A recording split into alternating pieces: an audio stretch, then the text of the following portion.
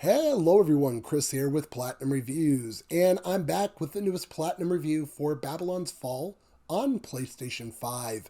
Before I begin, a quick shout out to Square Enix for sponsoring this video. Square Enix was awesome enough to give me a copy of the game before it launched so I could play and get the Platinum and then review it. So thank you, Square Enix. You guys are awesome.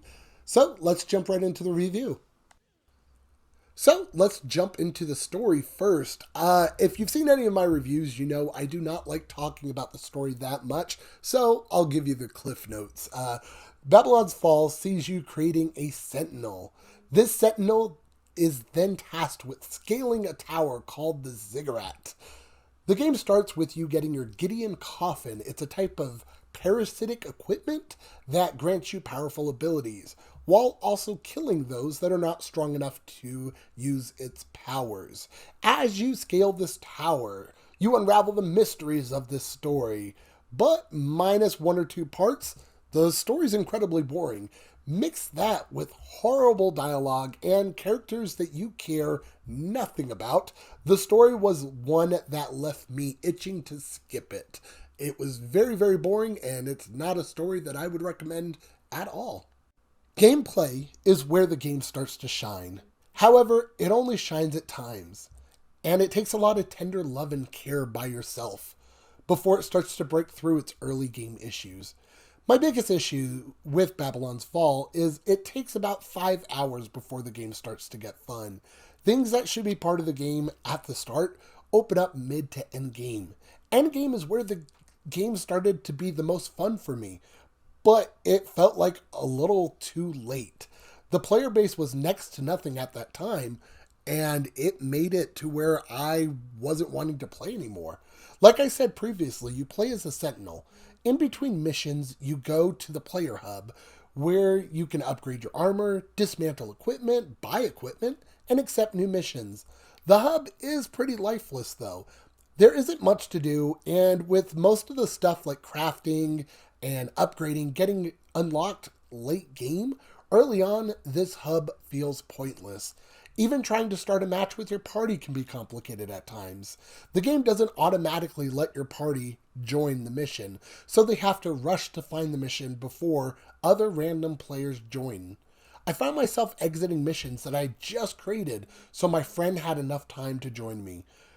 But towards the end of my platinum journey, I couldn't even find a random to join me to save my life, which meant fighting bosses meant to be taken on with the party all by my lonesome.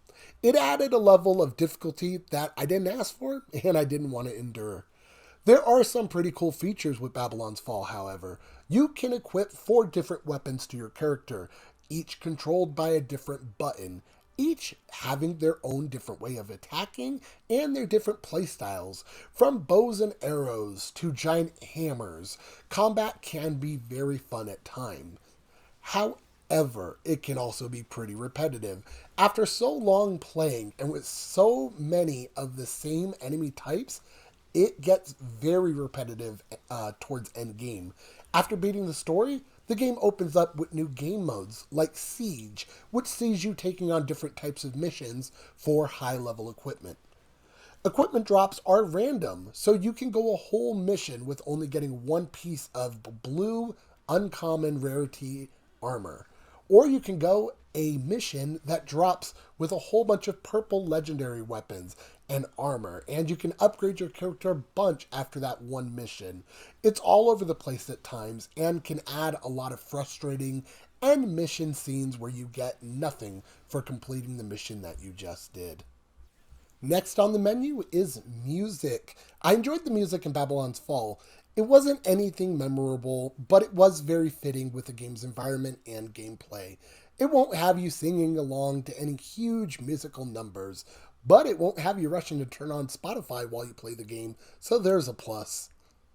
Alright, now we're on to the last section, graphics. Oh boy, the graphics in Babylon's Fall. You know when you poop in the toilet, and you get up and look at the destruction that you just caused? Well, that's probably what Babylon's Fall looks like. I know they were going with the sort of brushwork, oil painting style graphics, but Jesus, it's hideous. This is probably one of the worst parts of the games, and I don't really care about graphics. I mean, Minecraft has sold a buttload of games, and it has the most simplistic graphics since the NES days. But when graphics become an eyesore, and this world that this developer has created just becomes a lifeless, ugly mess, it's hard not to care. The game could have been a lot more if they would have went with a different art style. While Platinum Games has recently sent out a survey about the graphics and said that they are going to be working on the art style, it leads me to feel like it's pointless and too late in the game's life cycle for them to make any major changes. Babylon's Fall is a hard game for me to recommend. With a player base that is constantly dropping, the game actually peaked at 10 players on Steam recently. So I can't see myself recommending a game that's meant to be played with 4 players that's going to turn into a single player experience. Platinum Games are listening to fans. They're working on the game, and you never know. This could take a redemption tale like No Man's Sky. But I'm not holding my breath. They do have in-game events, like the Nier Automata event that is going on right now. So there is potential for this game to become better, but as of right now, it's hard for me to recommend it. Babylon's Fall gets a 4 out of 10. The Platinum difficulty is a 2 out of 10. There is some grinding, and with the dwindling player base, it's going to pretty much be a solo experience that's going to add more time to get to Platinum and make it more difficult. All trophies are pretty straightforward, however, and there are 0 missable trophies. Thank you everyone for watching my review on Babylon's Fall. If you have any questions about the game, let me know in the comments down below, and I'll try and help you out the best I can. That goes for trophies too. Like I said, all the trophies are pretty straightforward, so you shouldn't have any issues, but if you do have any questions or anything, let me know and I'll help you out. Thank you again to Square Enix for giving me a copy of the game to review. I greatly appreciate it, and that is it for me. As always, everybody, this has been Chris with Platinum Reviews. I'll catch you on the next video, and keep getting those trophies.